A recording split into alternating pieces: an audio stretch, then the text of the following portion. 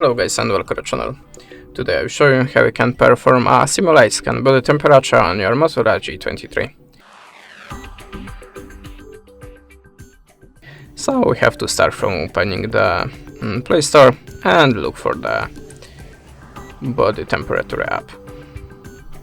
Then tap on the first option, install it and open. Then skip. And wait a second to close that. Now go to the simulation section, and if you want to start the scan, just hold your finger here.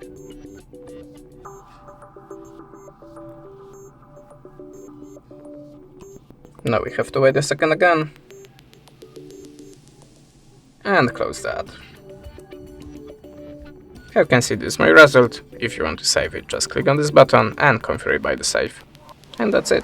Thanks for the watching, leave us a subscribe or a comment, and goodbye.